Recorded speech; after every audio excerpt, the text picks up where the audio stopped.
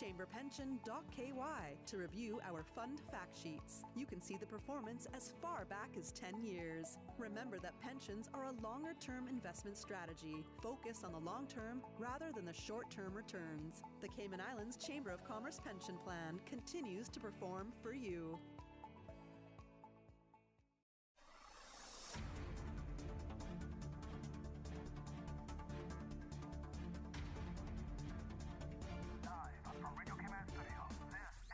Money Sense, bringing an informed financial perspective to the Cayman community. A very good morning and warm welcome to Money Sense. I'm Simon Caudry and I have the distinct pleasure of welcoming the team from the Ministry of Financial Services to the studio this morning. Financial services have been the lifeblood of the Cayman Islands for more than 40 years. I'm delighted, therefore, to be joined by a trio of persons. First off, we have the Minister of Financial Services, the Honourable Andre Ebanks.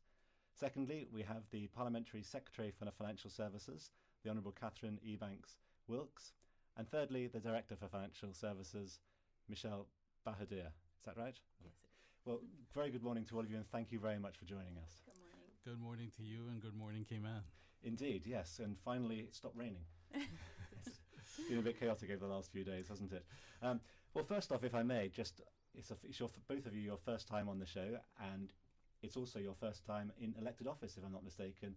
And so congratulations on winning elected office and congratulations on being part of the new government. Just want to give you those congratulatory remarks. Thank you. Thank you very much. That's very kind. Thank you.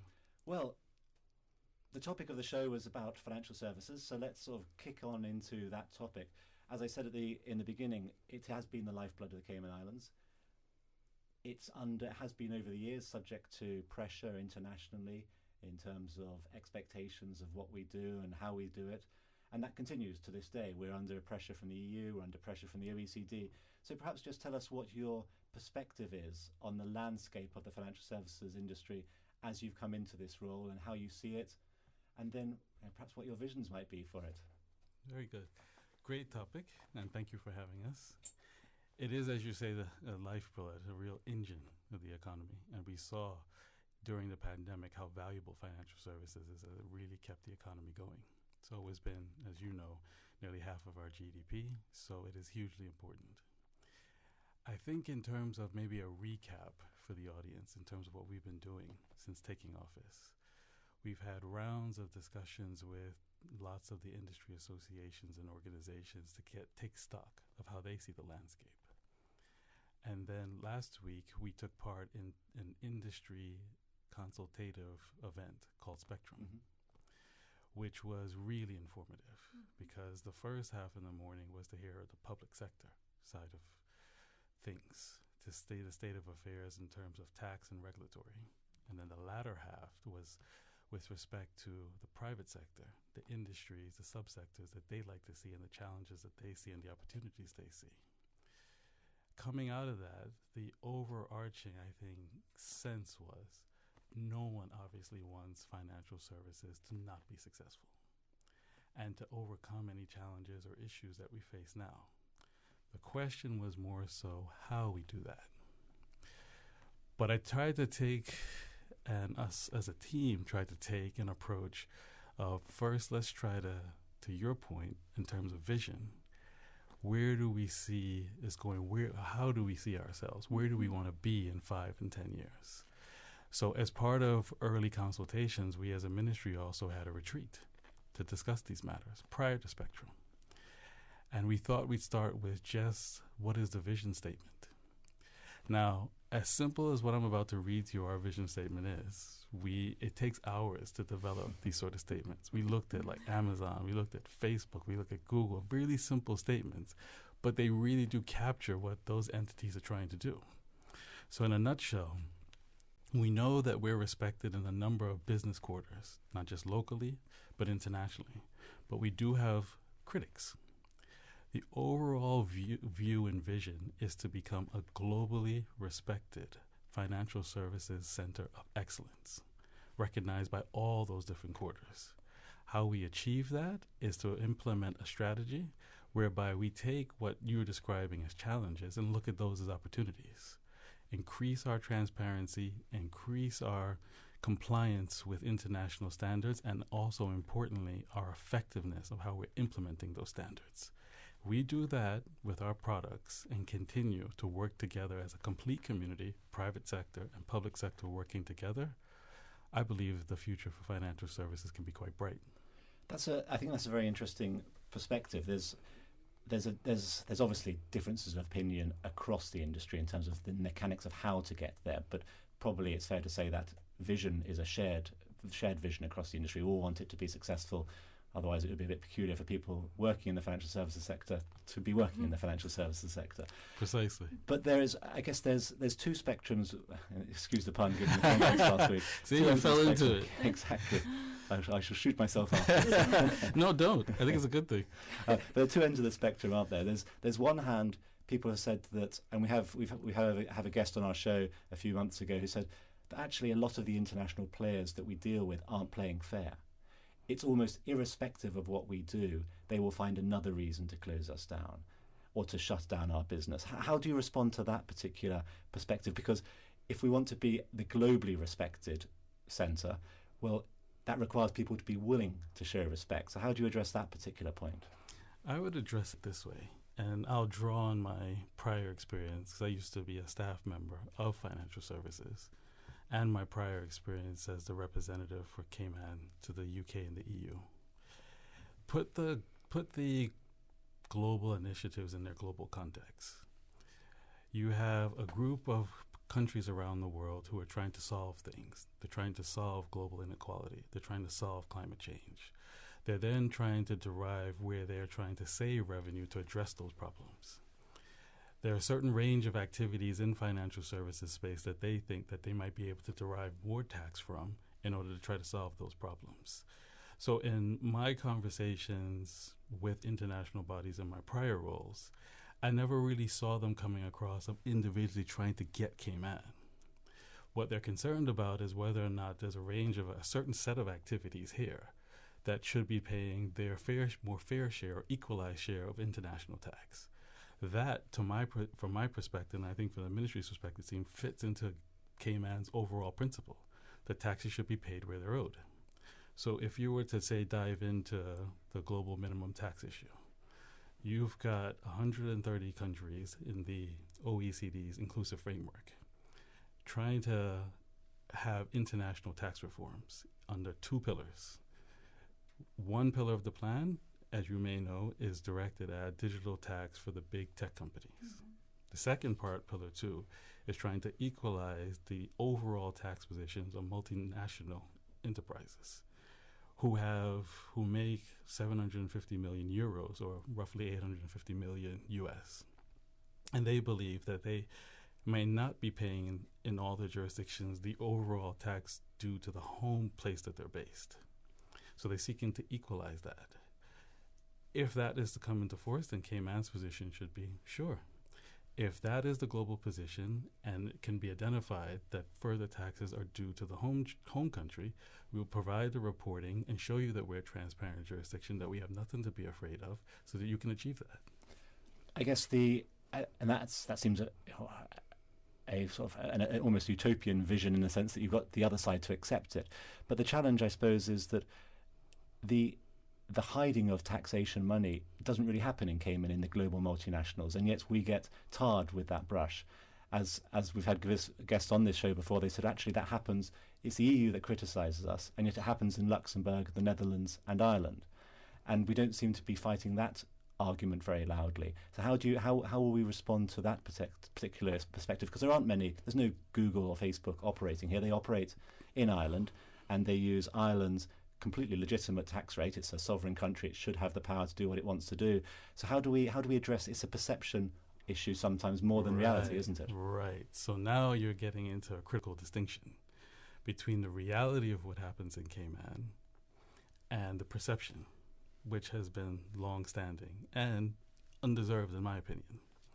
How we need to address that is to continue as much as we can to comply with the international standards and show the world. So each one of these initiatives that have come over the past, if you look closely, even when they looked in the past, like take US FATCA, it looked like it was going to be really scary. How is Cayman going to deal with it? But again, we once again proved that we're tax neutral. And it will provide the reporting, and then that went away. So as long as we continue to show that we are being able to overcome these standards because we are doing legitimate business, then we have nothing to be afraid of. That's the reality. The second part of what you're identifying is the perception. I think we're going to have to address that perception with much more proactive engagement, not just internationally, but also locally, hence why we're here. Because I think the overall, not just international stakeholders, but also local populace need to understand how much is really happening on the front line. So let me give you an example to illustrate that point. What came out at Spectrum, and I hope what industry got from it, when they listened to the public sector side, is the real level of substantial engagement that happens by the Cayman Civil Service in financial services and SEMA that are part of these overall world working groups, feeding into these conversations, developing these standards. So we're not sort of a victim that's getting this secondhand. We're actually at the table trying to inform the discussion. But a lot of those international bodies have confidentiality requirements, so we can't go into a lot of detail without breaching their obligations. But what I think we could do, probably a more enhanced job locally, is explaining how we are at the seat at the table, how we are informing those discussions, the amount of relationships that we have, so that people can see locally that we're on the front line. In addition to that, we need to couple that with proactive international engagement to show just how ahead we are with some of these standards. Are you of the opinion that the people on the other side of the table are willing listeners to these sorts of arguments? Because you have to have an open mind in order to have a negotiation and to be able to influence. I mean, there was an article, if I'm not mistaken, by a Dutch member of the European Parliament who said his mission as a member of the European Parliament was to close down Cayman. It wasn't about levelling the playing field. He said it was to close down Cayman because he just doesn't like offshore financial centres. So how do we deal with that particular sort of aspect? Well, again, I'll draw on my prior experience to give real examples. I found that in my prior role, whether I was liaising with the UK parliamentarians, or whether it was EU officials, you'll always have a range of individuals. Those who understand and get it, those who are quite unsure and maybe need more details, and those who just have a particular view that they won't be convinced. By and large, I found that when I sat across someone, whether it be a UK parliamentarian or EU official, you have people who are really just trying to understand. People who are really saying, okay, help me with this. I come from a high direct tax jurisdiction. I can't quite get my head around how your jurisdiction so small can be so mighty without direct tax. And as you begin to engage and take them through by the hand and walk them through how it works, I found that they're just people just like us who are just trying to understand and are quite reasonable. I think it also follows through not just as a political and diplomatic level. I think you also find it at a technical level. That these are just folks just like you and I who want to put food on the table for their families and make sure that things are fair. And as long as you provide them with information and a range of perspective, I dare say that there is a level of common understanding and willingness to listen. I guess I'm sort of hearing from you, perhaps, and without putting words in your mouth, but I'm hearing from you a little bit that there's noise in this industry, or there's a noise associated with this topic, and perhaps it's better to ignore the noise that sometimes reaches the public through the media and focus on those who are willing to be persuaded and then make substantial improvements rather than listening to those who aren't going to be willing to hear in any case. I wouldn't say ignore. Okay. I think we still have to make the case to everyone. Okay. But I guess my point is, I think that the majority of stakeholders I've come across are willing to listen, or at least if they had a view and you present them with facts that are hard to dispute, they then take the point and they take it into account. There are maybe a minority set of individuals that perhaps, just like on any issue, you might never convince. That's human. That's outside of financial services. That'll happen in health and environment. There are people who don't believe climate change is real. So there'll be a certain set of stakeholders you might never convince. But that doesn't mean you stop from trying to land the argument with them. But what I'm saying is I think by and large in the middle, there's a group of folks that are persuadable, and I think that's really the target. After the era of Trump and Brexit, the use of the word fact seems a very optimistic one, but we'll see. Anyway, we're going to take a very brief break and then rejoin the conversation with the team from the Ministry of Financial Services. The Cayman Islands Chamber of Commerce Pension Plan. We're here for you. Please be advised that the pension contribution holiday has been extended until 31st of December 2021. Employers and plan members should ensure arrangements are in place for salary deductions and remittance following this date. The Cayman Islands Chamber of Commerce Pension Plan, keeping you informed. For further information, visit chamberpension.ky. And for information as it happens, follow us on Facebook, LinkedIn, or Instagram. Email admin@pensions.ky or call 745-7630. We're here for you. Money Sense, the only personal finance radio show in the Cayman Islands, hosted by Simon Caudry from the CFA Society Cayman Islands. This is Money Sense. Welcome back to Money Sense, where we are delighted to be rejoined, or continue our conversation, I should say, with the team from the Ministry of Financial Services, which includes the Minister, Mr. Andre Ebanks, the Parliamentary Secretary, have I got that title right? Yes, Michelle Bahadur. Just before break, we were talking about the landscape and the perception of the Cayman Islands. And your point, I think, was that you want to change perceptions, you want to engage in a conversation with people. I guess the other angle that the financial services sector has been frustrated about over the years, and you mentioned FATCA, and I'll sort of draw on that, is the incremental nature of increasing regulation. So any one piece of legislation is entirely manageable by the financial sector. You know, if someone wakes up tomorrow and told that the speed limit on a road is 35, well, we'll drive 35 instead of 40. That's manageable.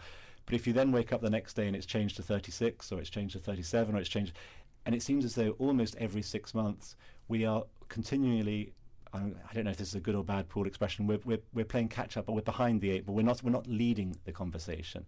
And so it seems as though the financial services sector is continually having to explain to its clients, those people who use Cayman, why we are being forced upon a new piece of legislation, how we're dealing with it, as opposed to having a couple of years of peace and quiet. Will there ever be those 2 or 3 years of peace and quiet, or tell us something optimistic, please? All right, a couple of things. So, again, to make it real, prior to being in the Ministry of Financial Services as a civil servant, I was a Walker's investment funds lawyer. And the reason I ended up taking the job is because my wife, and this was Michelle used to be my boss. So this was 2014. So my wife would say, look, to your point that you just started out, so that's 7 years ago. You come home every night from Walker saying there's the next piece of regulation, there's FATCA, there's this and that, when will it ever end? There's a job open in Financial Services Ministry. Here's your chance to really learn and put up or shut up. And you actually get into the ministry and you see the range of challenges. You begin, your perspective broadens. You begin to see what I described at the outset, that the world really is trying to ensure that all these jurisdictions comply and taxes are paid where they're owed. And so they do come out what will seem, to your point, piecemeal, and you're looking to do the next thing and try to catch up. And I can see from practitioner standpoints that it can be frustrating, particularly when you know that you think you're doing good business and you don't understand why you have to keep doing this. To that, I'd probably make 2 points. One, I think, and part of our vision is to take a step back and start maybe trying to chase these international standards and take a broader view of, okay, what's good for Cayman? What are these international bodies trying to achieve? How can we set our own rules that go beyond those so that we're not chasing with full industry consultation to say, if there's a set of activities that perhaps are from a prior model that we now have to say, maybe we have to turn focus from those and focus more so on the activities that they recognize as compliant, and we leapfrog these events, then we'll stop trying to run and chase the rabbit. Then they might turn their gaze perhaps to other jurisdictions who may now take up that type of work that we have now said that's no longer appropriate to do here. So I think in part, in terms of a strategy in looking forward, is looking at the range of activities and transactions that we can hold our hands up high and say, if you were to put this, I said this to one of the industry associations, if you were to put this in the food and drug context, the stuff on the shelf at Foster's has been rated and good and is compliant. is there a set of stuff that Foster's is not going to sell because it's not rated and it's compliant and it's junk food? Discard the junk food, go with what's regulated and rated, and stay ahead of the international standards rather than running to catch up. Coupled with that is that we have to continue in terms of competitiveness to continue to refresh our products commercially so that clients have reason to also be excited. So we did that in the ministry for quite some time, where we introduced new products, limited liability companies, limited liability partnerships, foundation companies, so that the clients and our stakeholders are getting the bitter and the sweet, to put it that way. They're seeing that, okay, I might have to make some adjustments and comply, but I'm also getting really good cutting-edge products that I can actually use to do good business. I think we have to look at it twofold in that respect, and then we can maybe take some of the angst that's being felt out of the equation. I guess one of the ways of looking at that is just last year, the year before now. Last year was a bit of a blur, wasn't it? So most people forget what did or didn't happen last year. But the year before last, I think we had the economic substance legislation which came in. And I think one of the frustrations that a lot of investment industry people felt was that we just copied the same rules that everyone else did. So I think Jersey wrote its rules and we piecemeal copied those, changed for Cayman in essence, as opposed to figuring out what's the long game here. To your point, the EU clearly wants to show people having real activity in order to demonstrate that that's a viable business. And yet we simply allow people to almost tick boxes to get away with stuff, knowing that in 2 years those rules would have to change, and then we'd be back at it again, having to adjust and readjust. So that was, in some respects, perhaps a missed opportunity to your point, get ahead of that game and figure out where directionally we want to be. Is that potentially something you're thinking of? In a sense, the opportunity is still there because we have the economic substance requirements. So now, what do we do with them? And this might lead on to other things that you may want to talk about in terms of the opportunities. It's looking ahead and saying, what do we actually want to attract to Cayman? What would be good business that would fit within the requirements and also be good for the country? Well, what would you like to attract to Cayman? A couple of things, right? In terms of, I think there's a huge space in terms of virtual assets and blockchain. Okay. I read a book in 2016 called Industries of the Future by an author named Alec Ross. And that's when I really sort of got on the blockchain bandwagon. Because although it may have started out as the base technology for some activities that regulators are worried about, the technology itself, if you were to separate it from, say, some of the cryptocurrencies that people are concerned about, and actually just took the blockchain technology itself, it has enormous potential in terms of being able to secure transactions, provide data to regulators. It has the ability to, I think it's irreversible, so you can lock transactions in. I think we need to be going after that, and we heard from Spectrum that SEMA is going after that. They're now creating a whole other virtual assets wing to try to get that business and create a sandbox that they can test new transactions to see how they work before they come online. We could have all our land registry on the blockchain. And then make it I mean, it sounds scary because it's new. So for some of us who've been reading it, it's been out for quite some time. Yeah. But it is enormous opportunity, and it helps in the regulatory landscape and is good for business. You talk about, I think that's a very interesting topic, and one which, well, we could have a lot of angry or happy listeners as a result of, because you mention the word blockchain or crypto and suddenly people diametrically opposed in terms of views where they stand. But there is a problem potentially that Cayman has in the crypto space. Binance, for instance, claimed it operated from here, and it's unregulated. It's been banned in a lot of countries. So there is this risk that we haven't regulated very well those things that could blow up very badly. A lot of businesses in Enterprise City are crypto related and are outside of the parameters of ordinary businesses in most parts of the world. Is that a concern for you? That will always be the case when anything new comes out. So innovators come out, and regulators have to figure out how you're going to now manage that technology or that new activity or that new transaction within the framework. So that'll always happen. But the point I'm making is to differentiate, say, cryptocurrency, which, to your point, could be sensitive to some, to just purely zero in on the blockchain technology itself, which is quite apart from cryptocurrency. That technology is what I mean could be quite useful in terms of the regulatory space because of the security that it provides. So kind of push out for a second the cryptocurrency aspect of it and focus on more what the blockchain technology can do in the regulatory space. The second opportunity that I think is major for Cayman is ESG.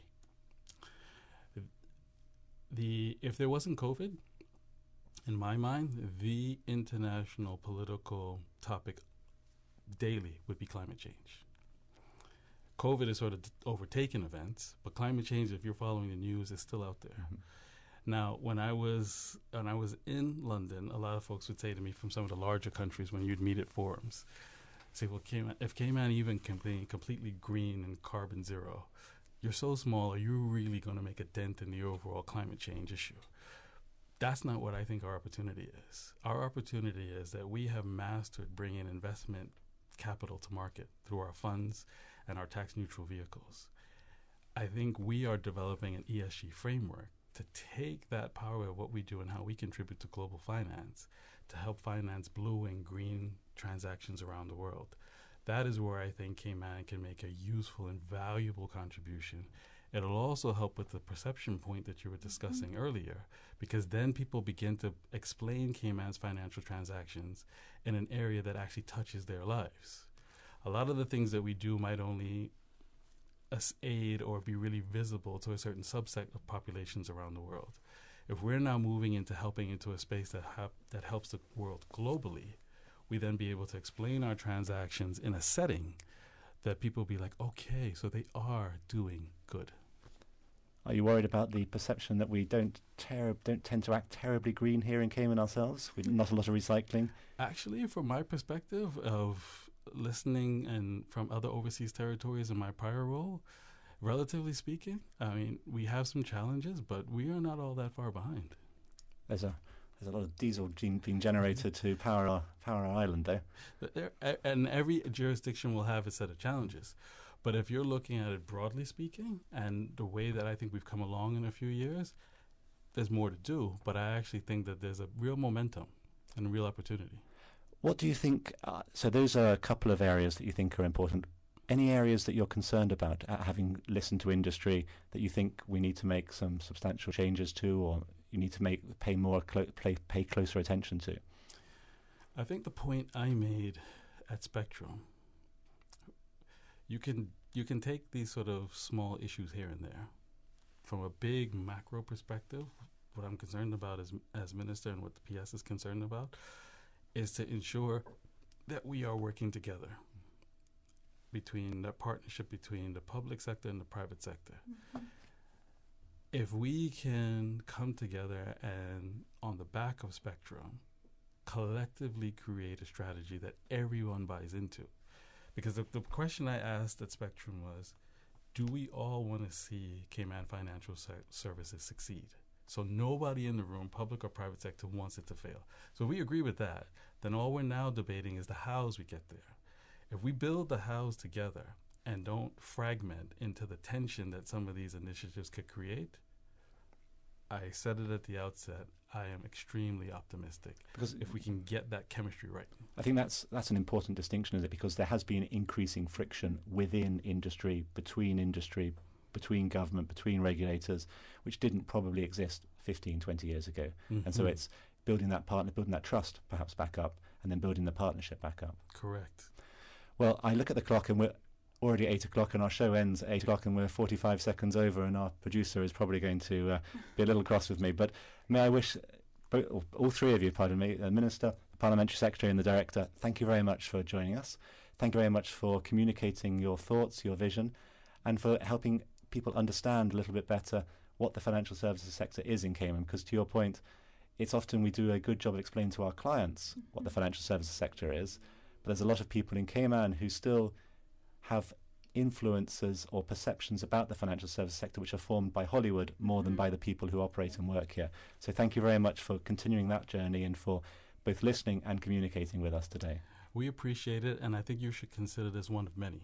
We won't disappear. There's lots of topics to get into, and I think we need to do more of this to help our own local community understand. But these shows are no longer local. I'm sure we're being broadcasted and heard by others outside. Yep. We have to continue the education. And I dare say, just to put you slightly on the spot, just to make you more nervous, one of your very first clients is going to be listening to this today, and I'll tell you after the show who that is. I won't be nervous by that.